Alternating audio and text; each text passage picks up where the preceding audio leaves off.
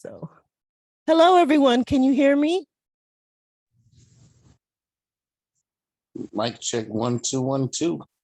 1 2 1 2. He said, "Why not say 1 2 1 2?" I think that means he heard me. I can It's hear you. Commissioner Sellers. You all know he's on the area commission now, right? How cool is that? I'm so glad you're here. I originally planned to stand like this.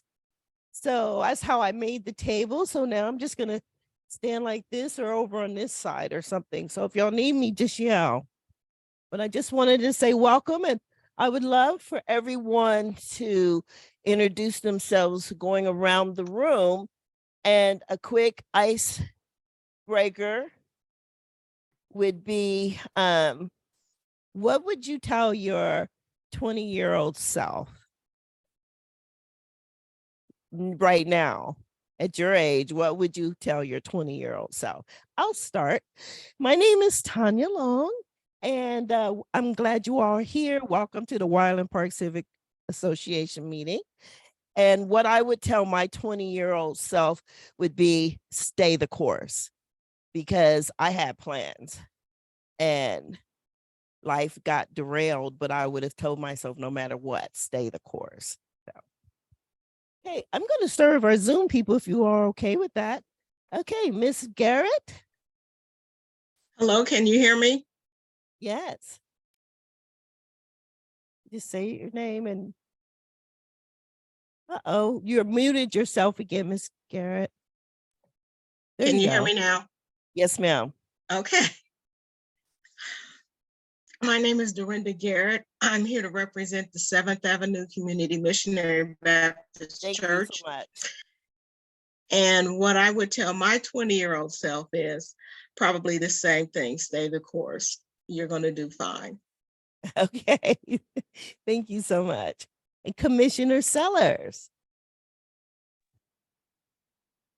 Hello, I am Commissioner Sellers, also with Tamia Sellers.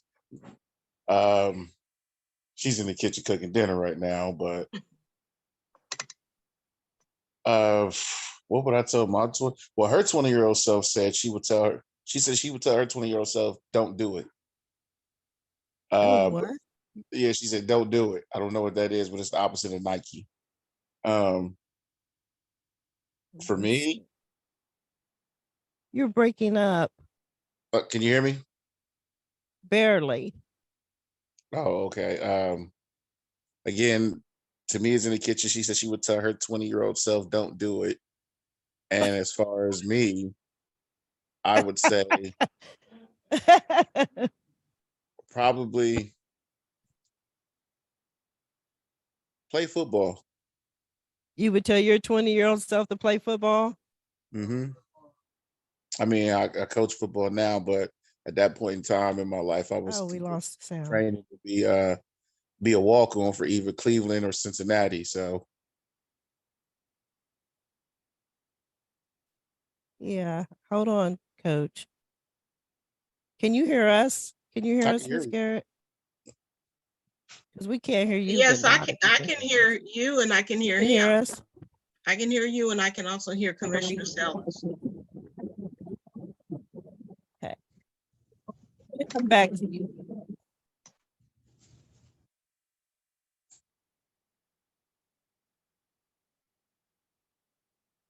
Are we still there? I can't hear them now. I can't hear them either. Maybe they're just maybe just their connection. Yeah. Man, you know, the library really doesn't have that great of a connection because they have so much logged into it, and everybody else with their personal devices are probably logged into that Wi-Fi. So you already know what Yeah. happens when people logged into a band, the weaker it becomes.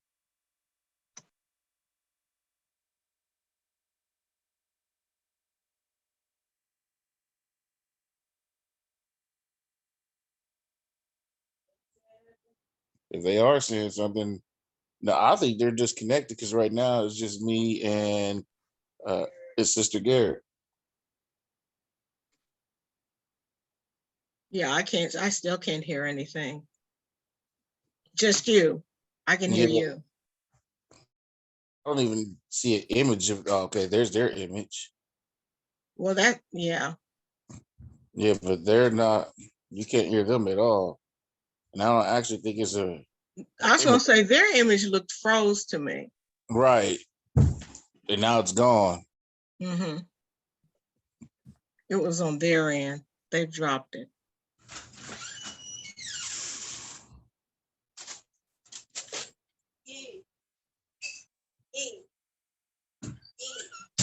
Well, I guess we'll be waiting until they log back in.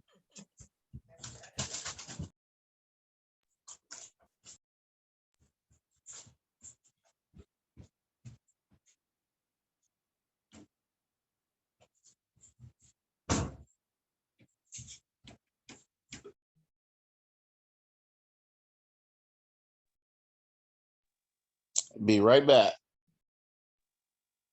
Okay.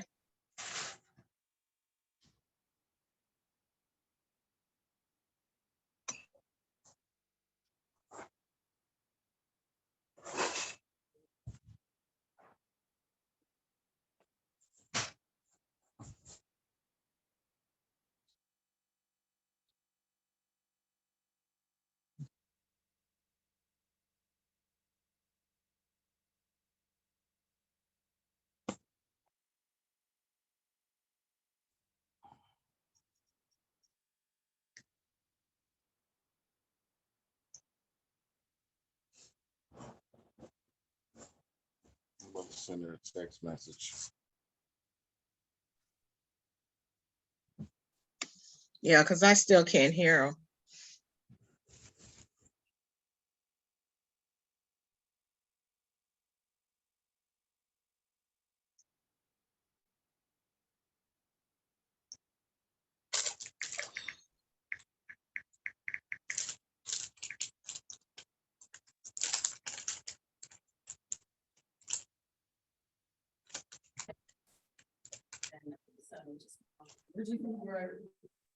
Okay, there's something.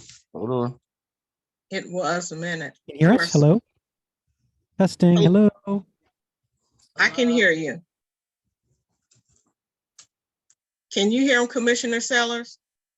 Hello? Hello? Hello, Yeah, can you hear me? Okay, I can hear you guys, but it's kind of faint. It's like it's going in and out. My name is Ed Chen. I would tell my 20-year-old self to be more adventurous, try skydive earlier, go hiking, be closer to nature, do a lot of fun things. I'm Laura Bidwa. I would tell my, oh, I like seeing my level there on the screen. It's impressive. I would tell my 20-year-old self also not to wait until 40 to have kids.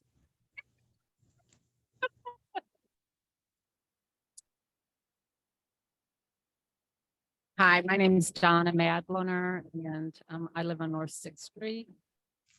And 20 years old was a long time ago for me. So I pretty much, I would just say everything's going to be okay.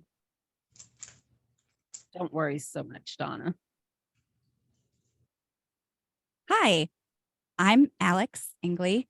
I've never been here before, but I'm with the Ohio History Connection, so your neighbors, and yes. And so Ben Anthony had previously come and has since shifted into a different role, and I'm now in that role, and I'm very happy to be here. And this is going to get really serious, so I'm so sorry. But at 21, I had emergency heart surgery. So it was just really, so your question is so, I started having symptoms at 20. So I think I would say something like being afraid of like your body isn't failing you is like what I would probably tell myself. I don't know what to do with this. Oh, it's so nice to see everyone on the screen. And I'm Chris Michiki. I'm the treasurer. What would I tell my 20-year-old self? I don't know. That's hard to say because I don't think I would redo anything. I think I would just play it as I did, and I don't think it would really change anything. I think where I got to today is exactly where I needed to be, and did, went to school, got the right, got in the right type of job industry. So I don't know. I'm happy with what I'm doing, and I think just enjoy all the time that you get. Actually, I would probably say spend as much time with family because you never know how much time you'll get with your family members. So take advantage of all the time that you can get. Thank you so much, Chris. I appreciate that. So those are pretty cool things. So if you know a 20-year-old, tell them. Okay. So welcome again. And I'm glad you all are here. Right now, the library was gracious enough to allow us to meet here. I have reached out to Dean Pope Davis at the Schoenbaum. We are desperately trying to get back over there. Actually, Alex has offered us space over at the Ohio History Connection. Veritas has offered us space. So we're not completely homeless, so that's a good thing. And we do have options. I think we've gotten spoiled by being like right in the center of the neighborhood. So we want to go for that first and see what happens. And this place isn't all terrible in and of itself. However, if people start coming back in droves and they have kids, we want to have a place for the kiddies to go and just stuff, which you have that. And I'm sure Veritas has that. So we aren't destitute. We just are trying to see where we're going to land. So this is a temporary location for now. So again, I'm glad you're all here. Ryan is here. Is going to talk to us about, I actually had a complaint about the construction during our steering committee meeting across the street from where I'm living. And Ryan just happens to live across the street from me. And we all got to talking about it, turned into a pretty good little discussion, basically about what can we do about that situation where they blocked off the street and there was no warnings and no one could get through. And I was pretty irritated by that. So Commissioner Sellers, you may have some input on that as well. So I'm going to let Ryan go ahead and talk to us about that. Yeah. So as somebody I work, live in the neighborhood, also work for a developer.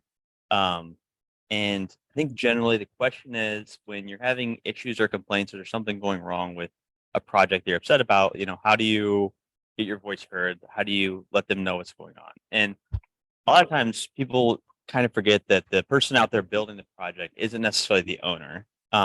The owner is somebody who most of the time they're going to come in, they're going to build this, they're going to be a part of the neighborhood for a while. They're not just coming in to build something and sell it immediately. So going and complaining to people on site, they may not even work for the person building it. There's just so many people involved with it. So on the front end, when developers or somebody comes to the site and they start talking about building something, finding out up front, who's the point of contact during the construction? Who do we reach out to let you know we've got complaints? I don't want to say it's a bad thing. You've always got, very city government agencies to talk to. But a lot of times if you wait to go to them when the developer's there, it's basically showing up and they don't know what's happening. It's like someone coming into your backyard and telling you that there's a bunch of issues and you didn't realize that there's an issue or there's a complaint. People want to be in good relationships, want to be in good terms, especially a neighborhood like Wyndham Park. I'm very new here. We've got a lot of really long time residents. So I don't want to speak on behalf of everybody, but there's going to be a lot of development. There's going to be a lot of stuff. Everyone's probably seeing a lot of change in the neighborhood. I guess where I'm going with this is being proactive, and you don't know that something's going to go wrong in a project, or you don't know that they're going to be out there working at 3 a.m. in the morning, or you don't know that the building's going to get tall and either the sun's going to come off the windows, or there's just so many different things you don't even think about. So just knowing up front, finding out, hey, who do we email with your company, or who do we reach out to when there's something going wrong, so you can go out there to the person building, because they're going to listen to you.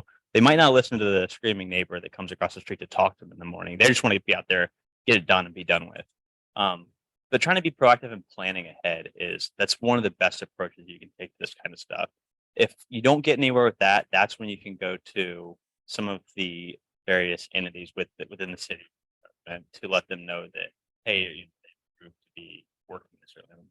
Hey, they approved to be this loud, like that. Those kind of there's multiple avenues, and you can always, if someone doesn't have questions, on the civic association, we do have a little experience with this, so you can always reach out and let us know, and we can help you and say, here's an email, here's an address, here's a phone number of who to reach out to get answers and resolutions, and not just deal with this by yourself. So kind of utilizing the community too. I caught myself sleeping in on Monday, the holiday, and rat-a-tat-tat, tap, tap, tap. I'm like, I guess I was sleeping too loudly, sleeping too loud for them. So I got on up. But thank you so much, Ryan, for that. So any other questions you all have, please don't hesitate to ask. Does anybody have any now?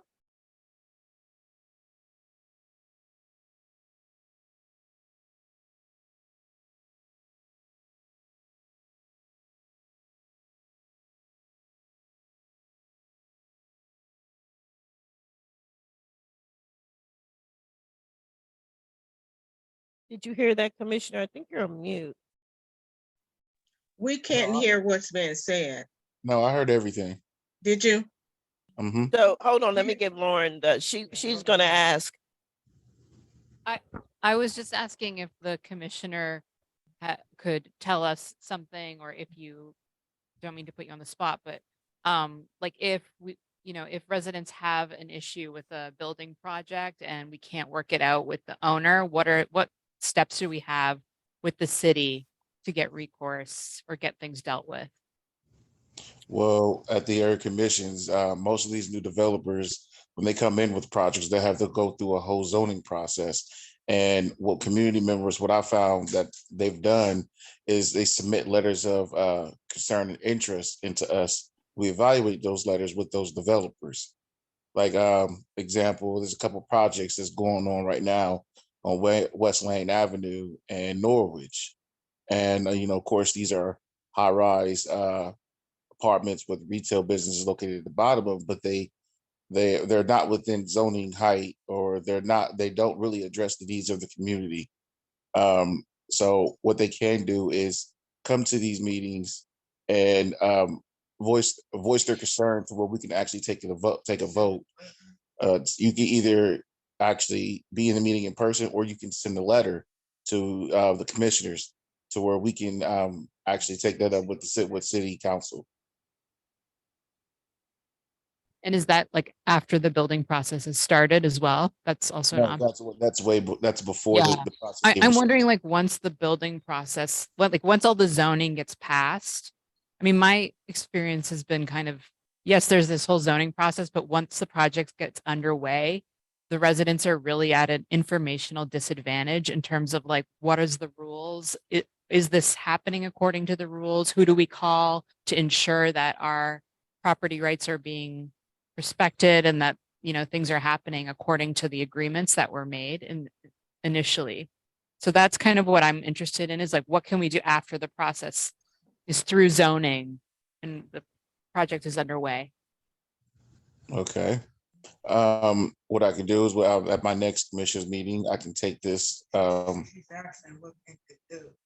What they can do is come to the meetings and talk to the local area commissions and city council meeting members of the city council that are attending these meetings, and you can let them know.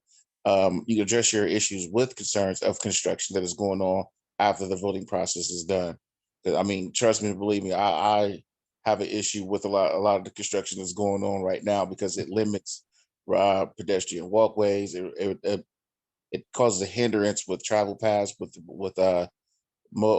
transportation. It's hard to get around. The roads are getting beat up. So it's a lot going on with construction. And for me right now, I know that as long as we as residents are, making submissions into our area commissions or our civic leaders, we're able to take that to city council and speak on your behalf if you're not available to be there, or at least send a letter concern. Thank you. Great question. And like I said, I'm listening to everything. And my next meeting is coming up the first Wednesday and the third Wednesday of every month.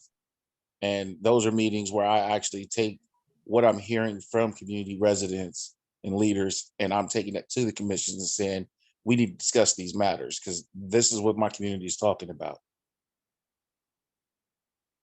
I think that's really well said. I wanted to add a little bit to that, to Lauren's question. When construction starts, you lose a lot of feedback and control with some things, but there's other things where you're still going to have a decent amount, like noise level, how early they start working, if they're going into public right away. Those kind of things are a lot easier for the city or somebody to come in and do something about. But just generally, complaints about the way things look or the way it's designed. It's very, very important to be proactive with projects and reactive as a community member. And the other important, very, very important thing is to get things documented. If a developer comes in and tells you that they want to do something, get that in writing, like a memorandum of understanding or something to document, hey, this is what you said you were going to do. Because if it was just something where they come into a meeting here and say it and nothing ever gets documented, I mean, at the end of the day, they change it. And yeah, there's a lot of ways. It's not a contract, but it's something just to document both parties agree this is how things are going to go. And then 2 years from now, because these are long projects, 2 years from now, you have something to go back to when they don't hold up their end of it. And when you take it to someone like Commissioner Sellers, they can say, hey, you guys don't ever deliver on what you're saying you're going to do. And that gives them a lot more stuff to go back on at that point. This is gonna go into our, are you gonna add to this discussion or are you? Even if like you want to navigate with the city, you're not sure where to start. Like we do have Beth Kinney, who sometimes attends our civic meetings. So she can sort of help you navigate, like, who do I contact with, what division, what department, and she might be able to find an answer. She's in the Neighborhood Pride Center on 11th over in that substation over between Summit and 4th. No, though she's not currently serving on the University Area Commissions board anymore. She's still, attends our meetings and provides valuable resources. So she is a definite go-to person.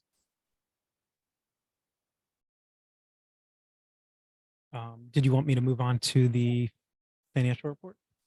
All right, next item on the agenda here is our financial report. So let me share my screen for the people on Zoom.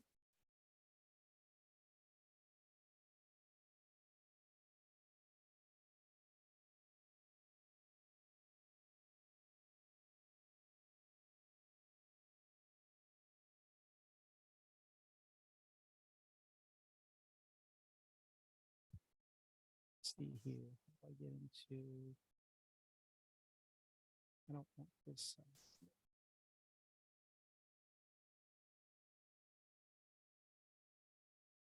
I think, was it Paul Bryson or one of the gentlemen at Legal Aid Society?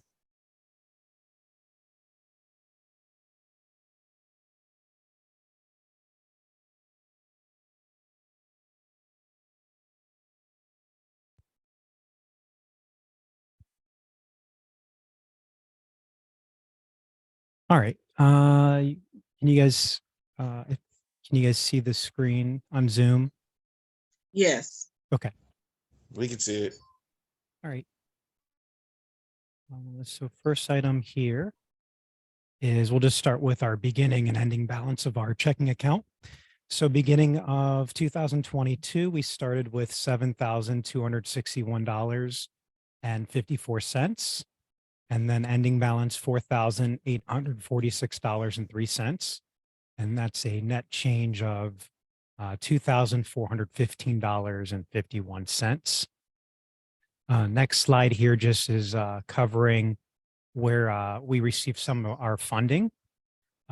So we did have a a neighborhood partnership grant that is through United Way and PNC that primarily funded our Wineland Park Festival.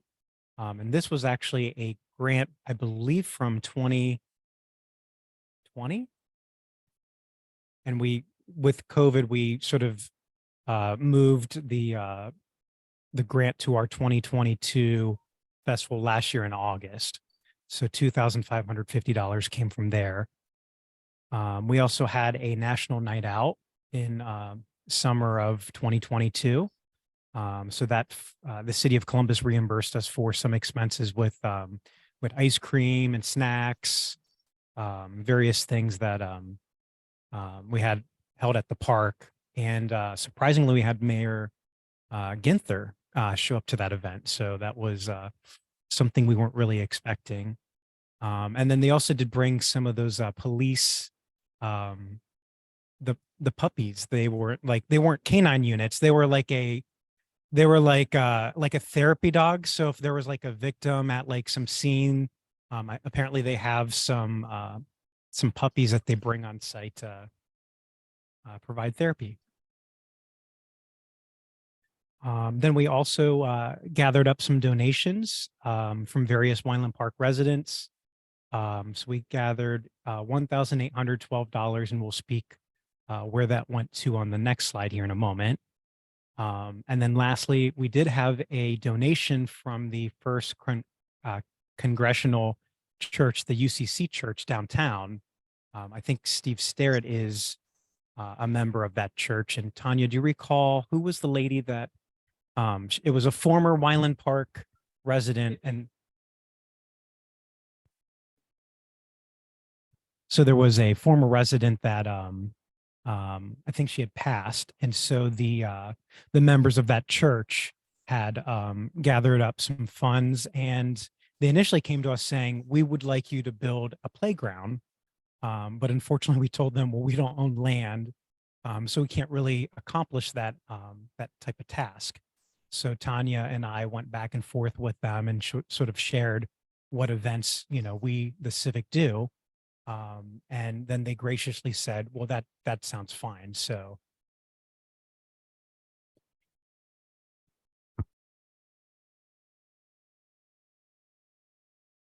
yeah, I think so. Yeah. So they So we got with them and they said, well, what is it you all do? So we told them everything. They were like, oh, that's so great. Here, take the money. And we're like, okay. So and we had some difficulty of like they mailed the check to my home since we didn't have like a physical, we don't have the Godman Guild anymore.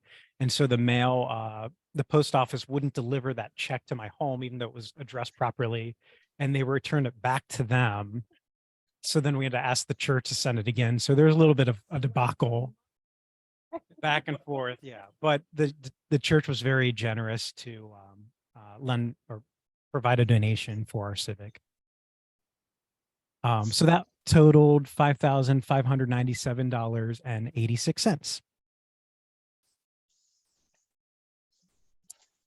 Next slide here is just what we paid from our Civic checking account. So the first item was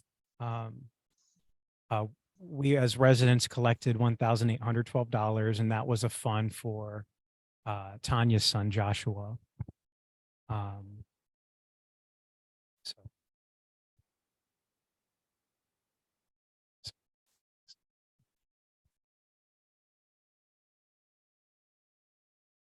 no, Okay. Our next item here was food at our various Civic meetings. So that totaled $326.08. We did have a festival last year, so that was $4,878.69. Part of that the funding came from that neighborhood partnership grant from United Way. And then as a result of that festival, we do have to have insurance in order to have a park permit. So that's, we have a $664 line item here for our insurance policy. That's a general liability policy that we have to have in order to get the park permit for the festival. And then the last two items are just one, the website, winelandpark.org and winelandparkcivic.org. Our annual expenses for the website are $133.20. And then our Zoom meetings, so that's $199.40. We may actually shift over to Microsoft Teams because, like Tanya mentioned, the Legal Aid Society helped us become a 501(c)(3) as 501(c)(3) entity. So as a result of that, there are some programs and services that we get for free from various entities. So Microsoft provides us our website is now hosted there. So that $133 line item is gone. And if we move over to Teams, then we'll save a little bit of money there and we can sort of reallocate those costs to other things that we can do. So that totaled $8,013.37. That's all I had for the finance report. Did anyone have any questions with regard to any of those slides?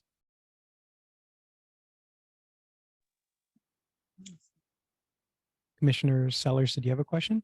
Yeah, I do. You said you guys have to have insurance to get a park permit. Yeah, so this was my first year navigating through the park permit process. I can tell you it's a very arduous process.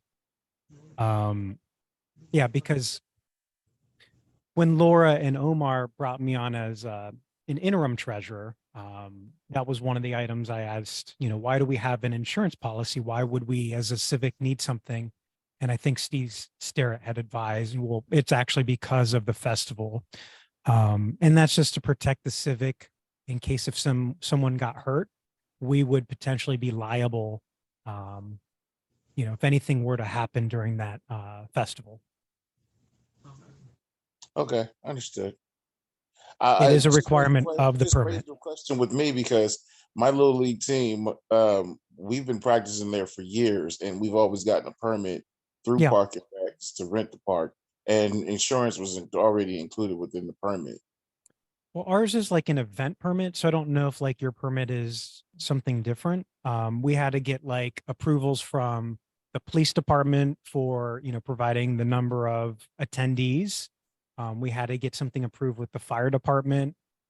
They also had to know like, if we were having food prepared, how is it going to be like handed out?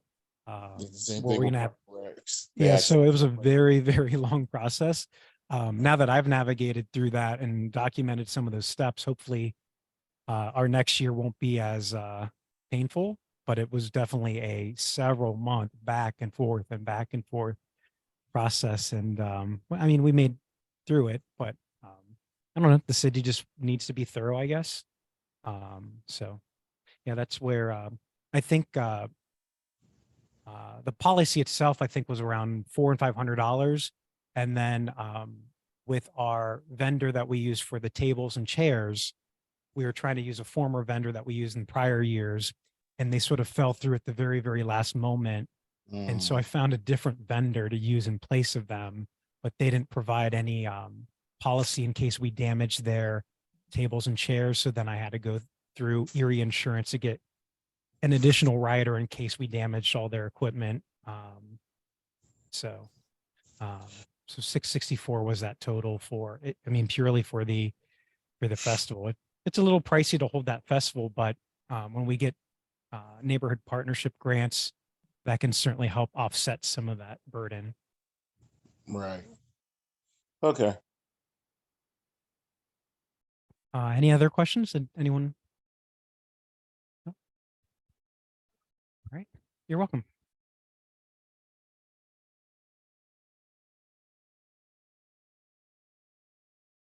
Yeah, sure. Yep. And then I'm going to share the screen again.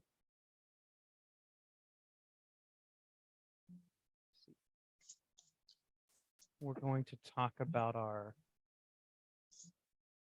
future meetings and our schedule for this year.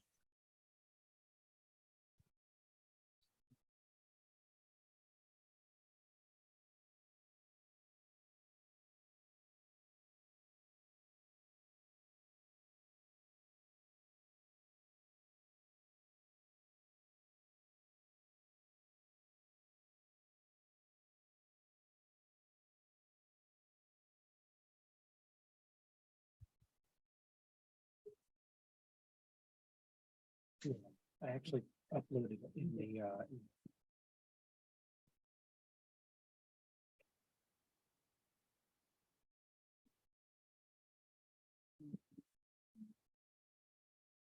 Yeah, we can try that too.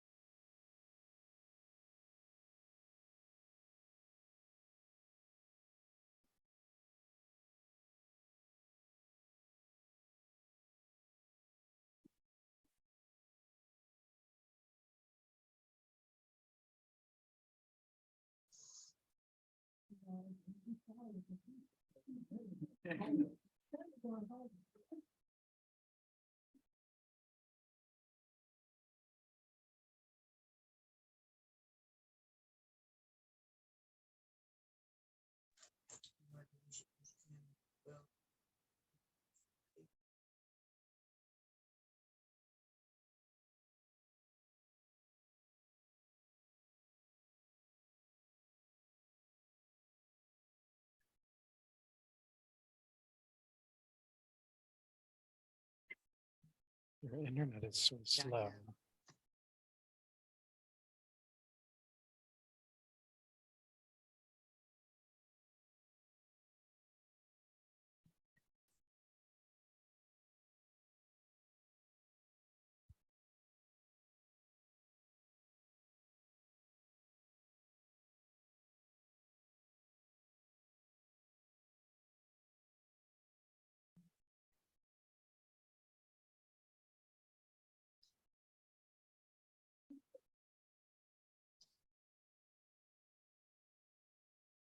Here we go.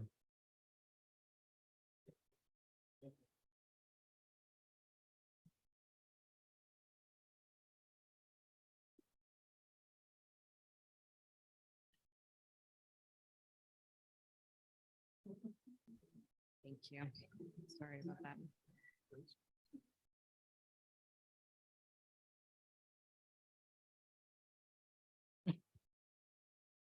Apologies for the technical delay. It's going to be a very underwhelming final product here.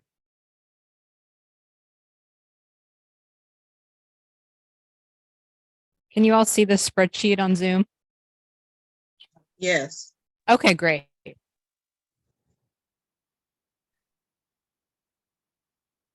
Okay, so we're just talk through what our planned events are for the Civic Association for this year. So in the first column there, we've got our planned meeting. So we decided as the steering committee that we were going to move to kind of a plan to have 4 meetings per year rather than having the monthly meetings, partly due to the space issue over the winter months and, you know, it being kind of a bit more difficult to get people in the room. So we've got kind of this meeting, our first meeting of the year, and then we've got 3 more planned. The next one will be on the 27th of April. We'll have meetings in July and October as well. And those are always on the 4th Thursday of the year or of the month, excuse me. And then throughout the summer months, we also have monthly events. So those are just listed in this column here. You can see that we have events planned in June, July, August, and September. So Rise Up C-Bus is in June. We're going to try and host a movie night in July is the plan. Rent a projector and screen and host that somewhere. I don't know if we've decided where yet, but somewhere in the neighborhood.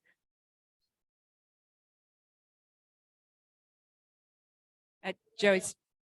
Yeah, Joyce Hughes Park. That's right. Yeah. Yeah. So that'll be the plan to try and do the movie night in Joyce Hughes Park. Of course, we'll have the Wineland Park Festival in August, and then we'll plan to have the pet parade in September. And then we'll have a kind of end of year holiday party / meeting in December. So that's the rough schedule of events. And if anyone has any input or suggestions on the meeting frequency or other events, we'd love to hear your feedback.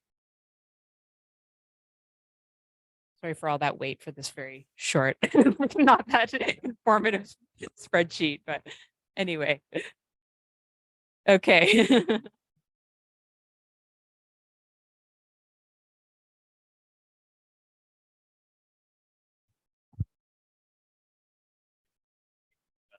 was potentially putting together like some kind of postcard or a magnet or anything we could take down to the neighborhood and pass out to everybody. So many new residents and everything coming into the Wineland Park that we really want to let people know, hey, we exist.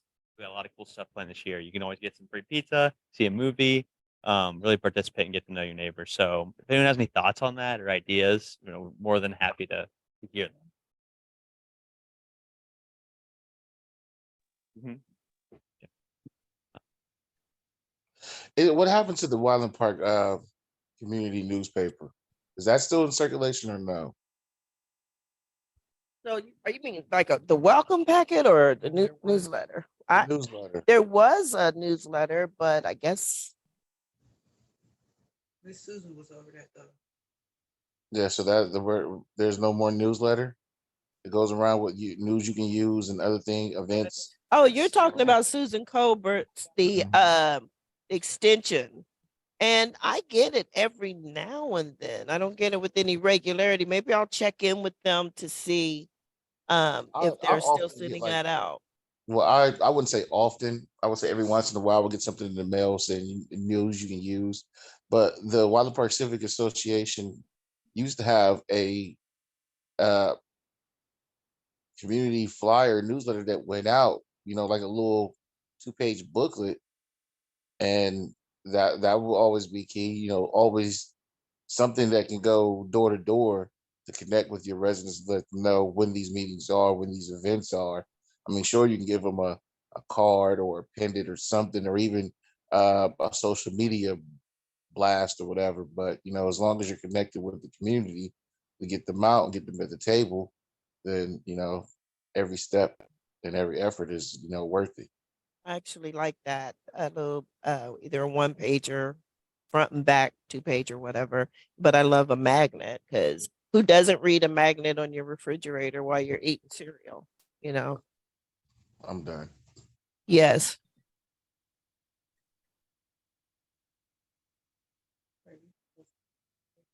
Okay. Yes.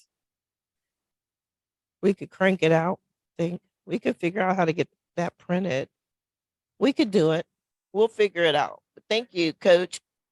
And I might be calling on some of you all that knew about it because I don't quite remember it that well. Yes, ma'am. Sure.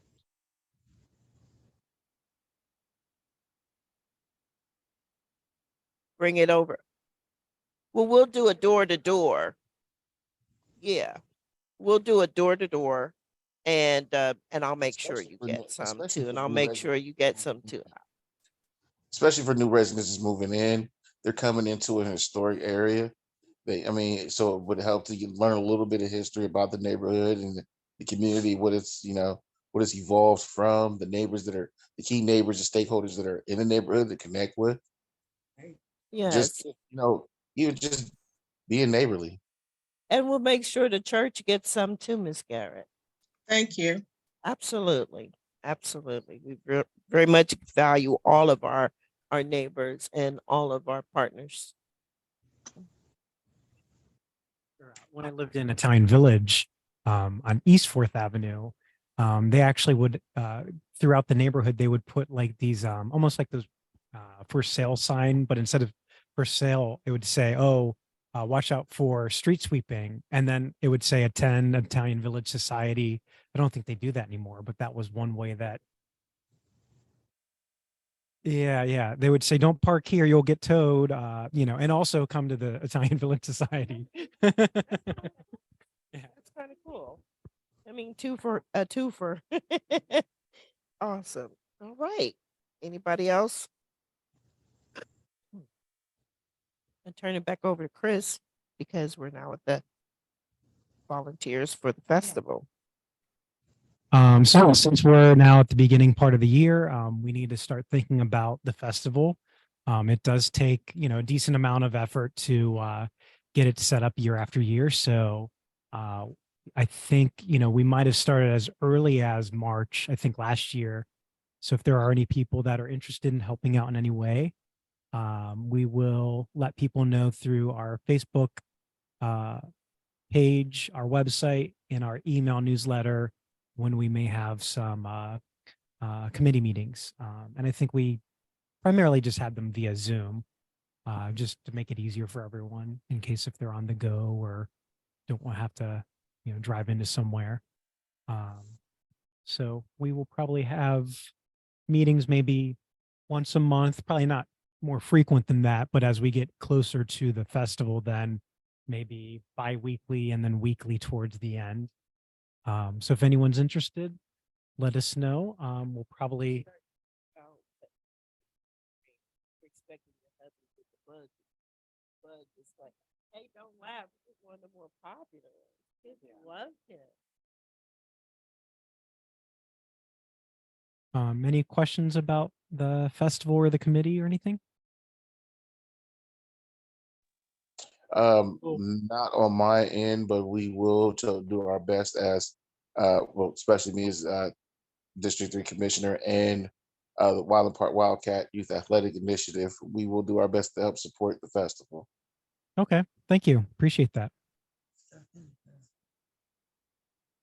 Yeah, Miss Garrett, I don't know if you heard Tanya. We would also appreciate, any participation from the church if you guys are interested. Yes, I'm going to take it to the church and see what we could participate in. Okay, yeah, we definitely would like to see you guys. Yeah. We'll probably, like in past years, we'll probably have the hamster balls again. We'll probably have a bounce house. Those were two pretty popular attractions. And well, we didn't do a photo booth, but yeah, that was one that was pretty cool too.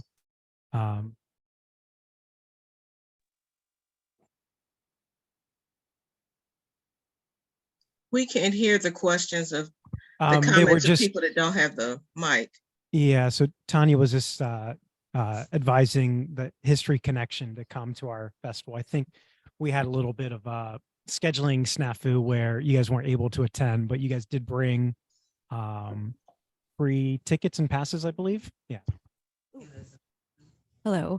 We were so sorry to miss last year, but this year, in addition to being able to sponsor memberships again, we'd like to contribute our outreach, like our engagement activities. So they range from village interpreters, which is cool, to our ed collection, so they can touch Ohio history, which is exciting because normally we're not supposed to encourage them to touch Ohio history, but it's important to touch Ohio history.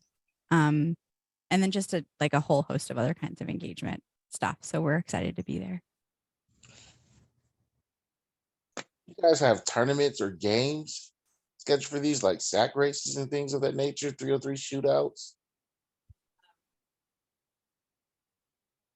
Sorry, what was your question, Commissioner Sellers? I'm just thinking of things that also hosted events. I know you guys mentioned the bouncy house and the round hamster balls that kids jump in, but do you have like sporting events that you guys do, like sack races, relay race, 303 tournaments? Because I think CPO did in the prior years, they did like a basketball competition. There was a sack race. It might be worth reaching out to OSU Life Sports. They do community outreach with physical activity. They do a lot of Linden-based stuff. I've seen them at things, and they bring obstacle courses and things like that. And so it's a great way to, and OSU I know, loves to be able to. Life Sports. And I think it's been several years since when I was there. So what I think it is part of their general community outreach work, and it's tied to their like physiology and sports fitness degree program. So I know that it's like a foundation that you can select for like, donations, which always seems strange, but and so there OSU has its own community engagement, like Prova, like an assistant Prova. It's I went to OSU and OSU is great, but OSU is also OSU. So Bureaucratic. yes, well, political science is my undergrad. So, but so what I might suggest is there's kind of a backdoor to to life sports, which is the One Linden Schools Initiative, which is part of it's through the College of Social Work and OSU. So that's kind of been one of the ways that Linden's been able to take advantage of something like that program, is as opposed to approaching it like the big institution of OSU. One Linden is designed, for example, to focus on community-based program partnerships. So that might be something. Yeah. I'm actually a faculty member in that department, so I can take care of Yeah. it. And I work in that department, so I can so let me know figure it out. if Yeah. you decide you need, I'm sure I know. I just happen to, Yeah. Wyland Park is OSU's always, it's good to like leverage their eagerness. Yes, So absolutely. So I had my question earlier for you though about Ohio History Connection. yeah, Is there a way that there could be some specific Wyland Park Sure. history Yeah. involved in that? I think that would Absolutely. be really cool. so we share the state archives sort of treasure trove of local, like physical history. So whether it's photography or sketches or videography or microfilm, with the Columbus Metropolitan Library, specifically in the main branch. And it's always kind of awkward because they'll call us up and be like, well, we really would love to see photos of 1950s Wyland Park. And we're like, we should really call the library. But that's not, we just have different resources. But to answer your question, yes, that's something that we would, in general, we talked about that with the group that meets with us on Wednesdays, but that would be really exciting to be able to share. And we would put together like an archival process. So you guys could come, or we could just do it on behalf. This is the longest I've ever held a mic. We also do need to get Brutus because we didn't have him last year, but we did have him come 2 festivals ago. Yes, Yeah, I got a couple pictures with my homie. that would be great. Brutus, absolutely. And I believe he's on wylandpark.org if I'm not mistaken. Yes. Yeah. Yes. So. Awesome. All right. Well, Well, great. I know for a fact, as my little league team, we are a 501c3 nonprofit organization. Cool. So I believe there's more leverage that we can kind of help out with some of that. Wonderful. So that's great. Thank you. Sounds like we have a buzz for the festival. So great, great. And this is a new thing we're gonna do as we end towards the end of the meeting, but I'm calling it open floor. And that's giving you all an opportunity to discuss any upcoming interests, any issues that you may have that you might want to bring to the Civic, any information you may have or need or want that you might bring to the Civic, or if there is any needs that you have that you want to bring to the Civic, or anything you want the Civic to be given or whatever, donations or whatever. So this is open floor. Hold on. I'm gonna bring you the mic. I've been working with this new small group called Tree Love, and we've been looking for ways to take care of older trees in the neighborhood. But part of that work has been involved with the Friends of the Lower Olentangy watershed that has the little tree nursery on, is it 8? Yeah. That little lot with all the tiny trees. And we, in our little group, don't really focus on planting trees. We're trying to take care of the ones that are already in. But this time of year, as you're looking around your surroundings and you're noticing like which trees people have cut down since last year, that maybe you're not going to have shade on your sidewalk anymore, or things like that. If you or a neighbor are thinking in any way about planting trees and you want some advice about what would work well in the spot that you have in mind, please get in touch with me. And I can connect you up with Flo and make sure that you get a tree that'll really work for you and will be beautiful. So it's a good time of year to start thinking about that. I'm glad you mentioned that, Laura. That was something I brought up at the area commissions with our president, Ms. Doreen Sauer. She was interested in that, and I happened to send her the link and images to our going home for celebration for the sycamore trees that we lost around the guild. Yep. And she loved that very much. I'm surprised if you haven't heard from her yet, but she's gonna be really looking to reach out to you very soon. Awesome. I have a couple. Real Go ahead. quick. Are you going to have access to the cards that you gave out last year for the children for Oh, the the Museum summer for all. to get into COSI and all that? Okay. Like we went to I took my grandkids to every single thing on there. It was amazing. I loved it. So if we could have those again. Wasn't that it would be like great. $1 per Yeah, entry it or was something for all the amazing. COSI, Yeah, the we Museum of Art, few other Yep, places, we went right? to Museum of Art, went to COSI, we went to Ohio Historical Mhm. Society. I can't remember, but anyway, great. The I second was thing I just Okay, I'm sorry. oh, never mind. Go ahead. No, that was just told by Coach Tamia that the art museum is free and open to the public on Sundays. On Sundays, it's free every Sunday, except Okay. for the special exhibits, right? Yeah.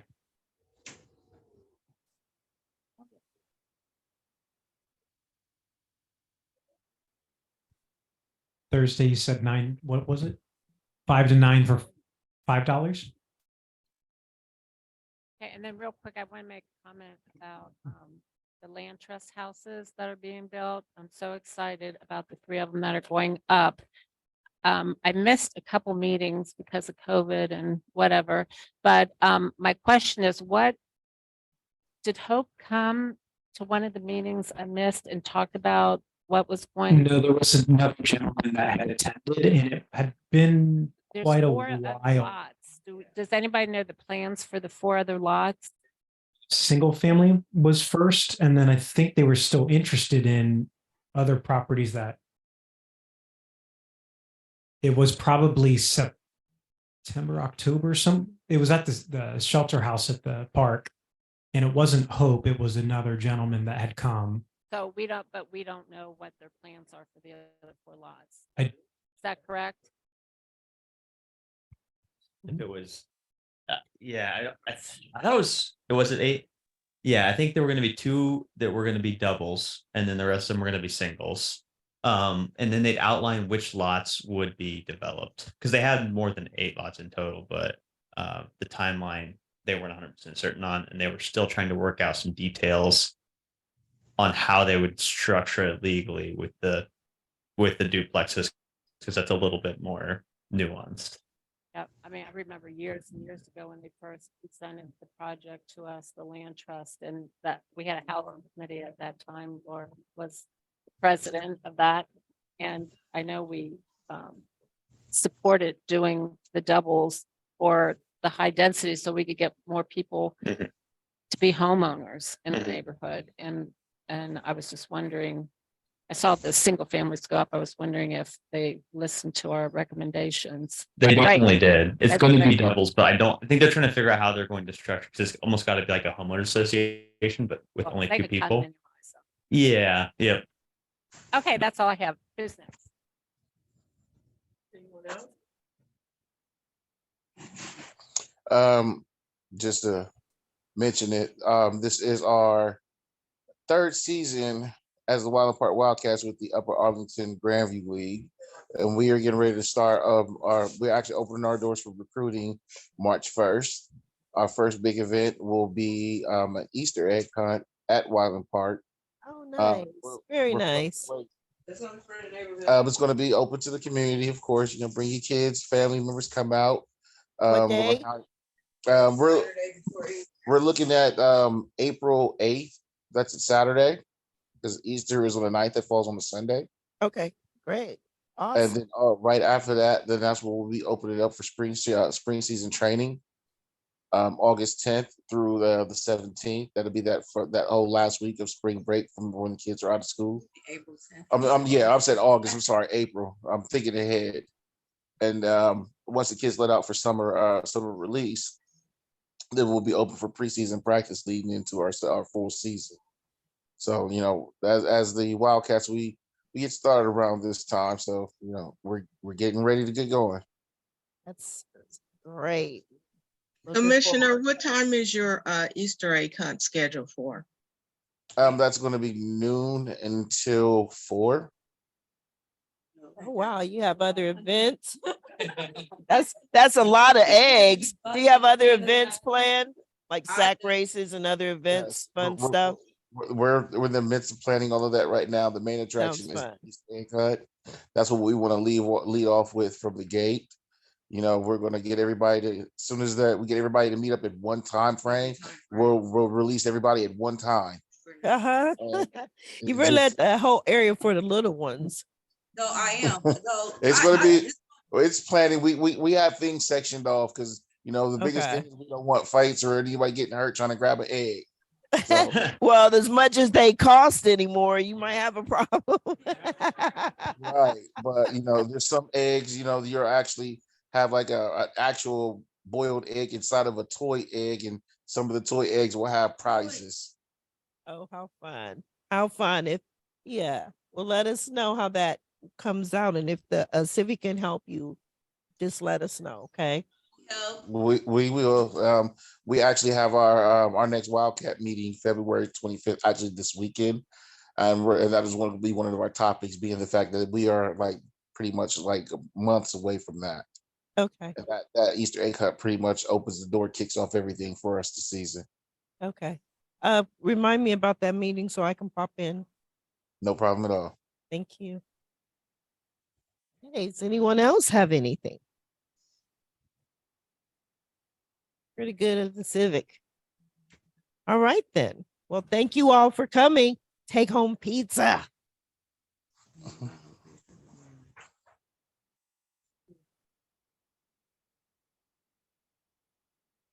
Commissioner, if your time changes, let me know. I will do. Okay, thank you. Mhm.